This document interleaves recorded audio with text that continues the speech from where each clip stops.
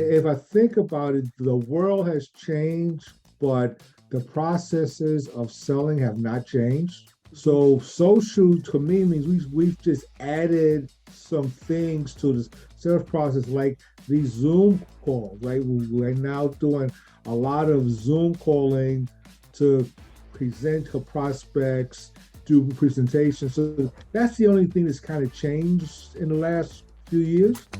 Welcome to the Making Sales Social podcast, featuring the top voices in sales, marketing, and business. Join host Bryn Tillman as she brings you the best tips and strategies our guests are teaching their clients, so you can leverage them for your own virtual and social selling. Here is your host, Bryn Tillman.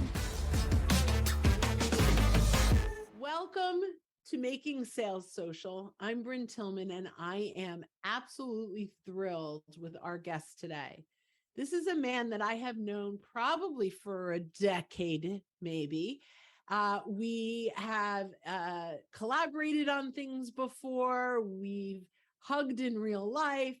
Really a phenomenal sales trainer and coach, an excellent keynote speaker, and the author of B.U.D, the sales process that gets results. So welcome, Thomas Ellis. Welcome, Brent. It's a pleasure to see you. Actually, I was just thinking about this. I met you, it's been almost a decade, right? Mhm. Yeah. And we met on LinkedIn, Yes, and it was a few years before we actually met in person. absolutely. I've seen you twice since then in person. That's right. And it's some of my favorite times. I think you're amazing. And I'm excited to have you here today. Thank you. Before we jump into B.U.D, the sales process that gets results, I'm going to ask you a question that we ask all of our guests. What does making sales social mean to you?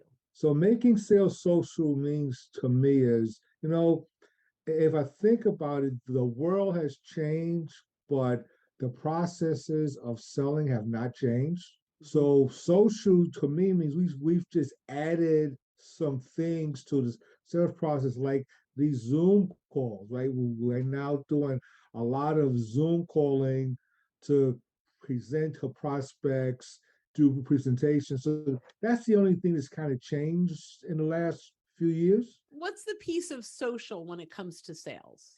So the piece of social that comes to sales is we use a lot of LinkedIn these days, right? LinkedIn is a fabulous tool, as you know, being the whisperer of how to engage with prospects before we initially have those conversations. Okay. I love that. I love that. So let's talk a little bit about B.U.D, better, unique, and desirable, which you have been talking about for many, many years, and now it's a book. Tell us a little bit about the B.U.D process. Why is this what gets results? So this gets results because basically it's a very easy and simple process, right? It all is about the customer and taking the customer through their journey. But more importantly, is about making the customer feel special, making them feel wanted, making listening to them, offering them advice. They're really not selling them. It's just helping them solve their problems. So what makes that better, unique, and desirable? So it makes it better, unique, and desirable because the better part is we want to be better in our preparation before we meet the customer. We need to be better in really understanding the industry that they're in, understanding the person that we're actually speaking with, and finding out a little bit about them. The unique part of this is, from the first time we interact with this customer, the very first interaction, we should wow them. And we should Mhm. wow them at every step of the way, should be a wow. And the desirable is we all want to work with people that have our best interests at heart and show up on time and do what they say they're going to do and always keep the customer first. I love it. So I want to go back. So better, I love better. We all want to continuously get better. Learning, I love you talking about not just learning about the customer or the buyer, but their industry and maybe even their clients and who they're selling to. So that I think that is when we approach them with that better in mind, we are much better. So I love that. Unique is interesting. So I would like to go a little deeper in the unique side, how you're standing out, how you're making. So if you could give us an example or Mm-hmm. two about Okay. how, the idea of unique is great. How do we put that Right. tactically into play? Okay. So tactically in place, first of all, we are all unique individuals. That's the first thing. So, and we need to be authentic, right? But to give you an example of what I mean by unique is when you are talking to a prospect and you're having conversations and there's a lag time in between the next conversation, you should be looking for content to send them pertinent to the conversation that you had, not necessarily something that you wrote, but say you read an article from HubSpot or Forbes that says, wow, Brand would really love this because we was just talking about this, okay? Mm-hmm. And you send them that article and you say, hey, Brand, based on our last conversation, this sounds like something you may have an interest in reading. That's what I mean by unique. I don't know about you, but I don't get none of those types of email. Yeah, and we actually there's one you might like this. We send podcasts for the exact same concept. So we use listennotes.com and we find podcasts based on those topics because not only am I rarely getting the article or the video that reminded me of a conversation we had, but now like a podcast, very few people are sharing that. And almost every business person I know loves to consume podcasts. But here's our little thing is we don't just send it. I might say, hey, Thomas, loved our conversation on sales results. Recently listened to a podcast by author on, XYZ podcast name. Here were some of my takeaways. Let me know if you're interested. I'm happy to send it to you. And that permission based, especially now, if we've just had a conversation, it may not be as important. But if you're re-engaging someone that's been forever since you talked with them, that permission based is magic because you're respecting their inbox. It doesn't feel salesy. It doesn't feel spammy. And so that's my little add to what you're saying. But I love what you're saying. I think it's awesome. So talk about desire in dating. We know exactly what desirable is, but Well, in business, what is desirable? it means the same, almost the same thing, right? Because Okay. we want people want to work with people that they are desirable to work with. So one of those traits of a desirable people, right? So one of them is that they do what they say they're going to do, right? One, Mhm. they have impeccable follow up. Every conversation that they have with this customer is about the customer, and it's not about, I need to make this sale. I'm basically saying, if this service does what we've talked about doing, then you will be apt to purchase the service. So I'm not selling anything, I'm helping them improve a business process. That's the desirable thing. Everybody wants to work with people that and the person is really authentic and they just love talking to that prospect and customer. And learning about them. Exactly. Yeah, I love that. So I think, you're right in dating. When you're dating someone, when you ask them lots of questions, they feel heard. Right. And I had the same thing with your prospect. You're dating your prospect. I love this. It's all about the prospect. You talk about the prospect, not about you, but the prospect. The more you do that, the better off we'll be. I love that. Talk to me a little bit about the difference between persistent follow up and annoying. I get this question all the time. I work with a lot of clients. I said, well, why haven't you follow up? And they're like, well, because I don't know what to say, or I don't want to bug them. I don't want to be a pest. So the first thing I tell them is that's mindset. That's in your mind. If you think that you're a pest, you're a pest. Looking to up your LinkedIn game? The Social Sales Link team has you covered with our LinkedIn Sales Accelerator, a guided social selling program that includes training, coaching, and so much more. Visit socialsaleslink.com/in for more details. Again, that's socialsaleslink.com/in. But to follow up, we want to make sure that when we're following up in a manner that we adding value to the conversation. I'm not saying, hey, Bren, have you made a decision on that proposal on Monday? Then on Wednesday, I'm calling, hey, Brand, have you made it?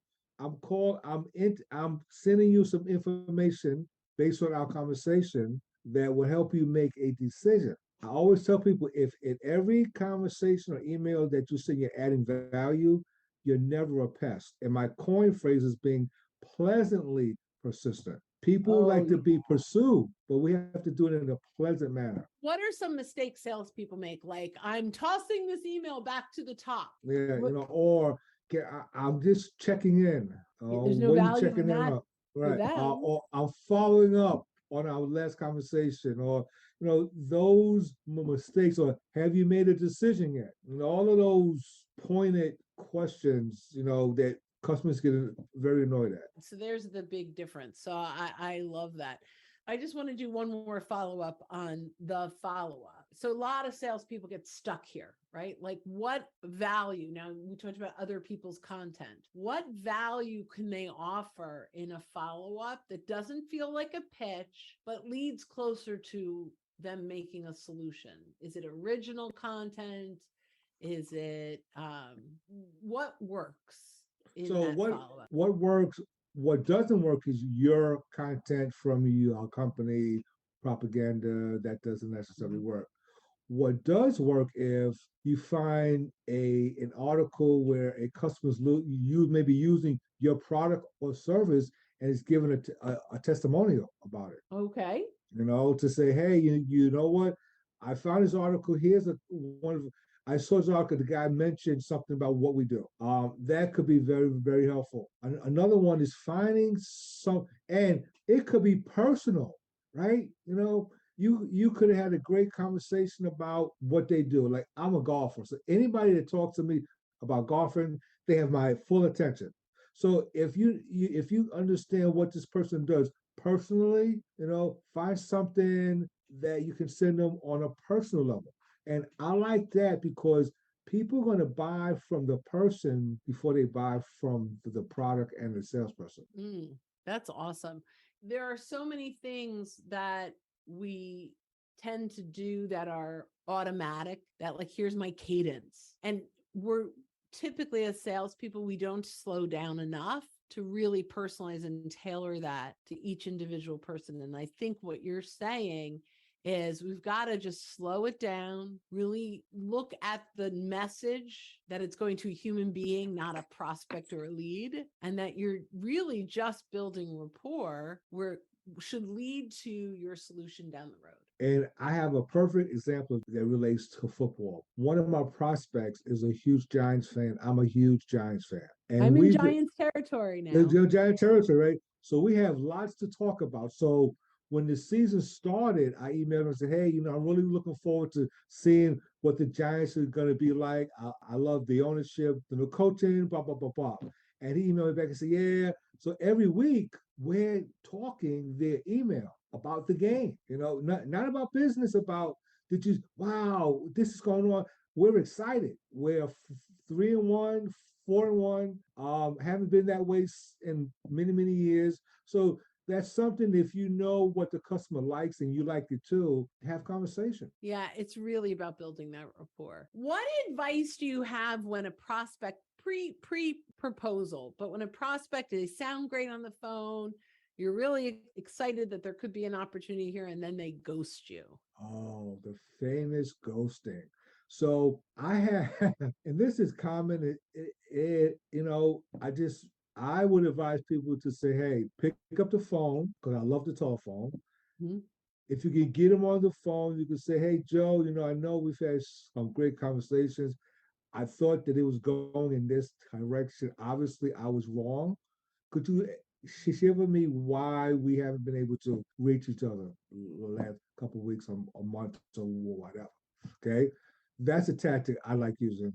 Another one, if you don't feel comfortable calling, send an email, basically saying the same thing. Say, hey, we've been having some really great conversations. I thought we were moving forward, but somehow things have halted. Is this still not a priority for you? Should I Okay. reach back? Should I reach back out to you? Or I just send them a simple email that says, hey, Joe, is the timing right for us to continue this conversation? I like that. The other thing that we recommend, all those things you just said, do it in a LinkedIn video. Go onto the mobile app, click message, and all those things that Thomas just said, rather than doing it, if you don't want to do it on the phone and you don't want to do it in an email, hop on, and there's about a 90% response rate when you Wow. send a video. That's great. I Yeah. think I'll start using that. Yeah. Oh, it's amazing. People connect with you as a human. Yes. Yeah. So it's pretty awesome. So I love all these things. Is there any, if you could give one sales tip to a seasoned professional who's just sort of, things have changed, they've sold or attempted to sell through a crisis, and, things are still not exactly the way they were, nor will they ever be exactly the way they were before. What's your one big piece of advice to people to really kick it up, particularly as we go into 2023? Like, what should a seasoned sales professional really be doing differently? So the one thing I tell people is they have to change their mindset. Okay. Right? We have to change our minds. We can no longer think about what we did in the past. That's not going to work anymore. So they have to be, I tell people, take a weekend to get all that stuff out of your system and get some new stuff.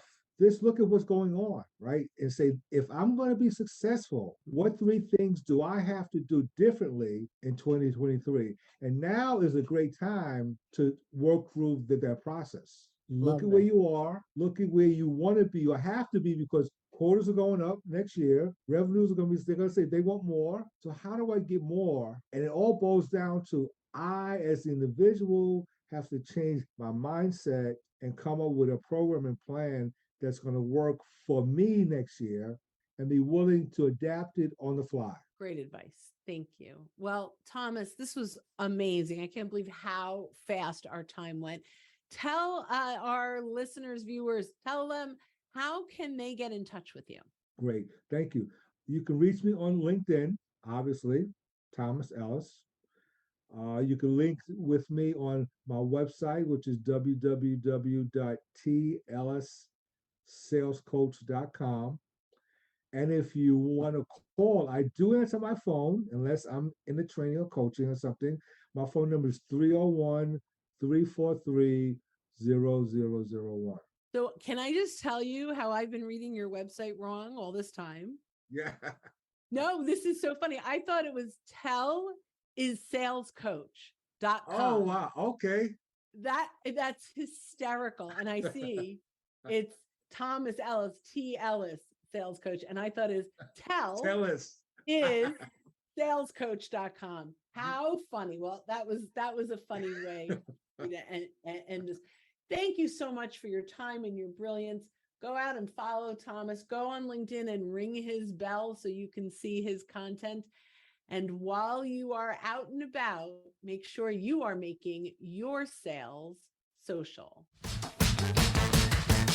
Thanks for listening, and join us again for more special guest instructors bringing you marketing, sales training, and social selling strategies that will set you apart. Don't forget to subscribe to get the latest episodes from the Making Sales Social podcast. Leave a review down below. Tell us what you think, what you learned, and what you want to hear from us next. You can also listen to us on Apple Podcasts, Spotify, Stitcher, and Google Play. Visit our website, socialsaleslink.com, for more information.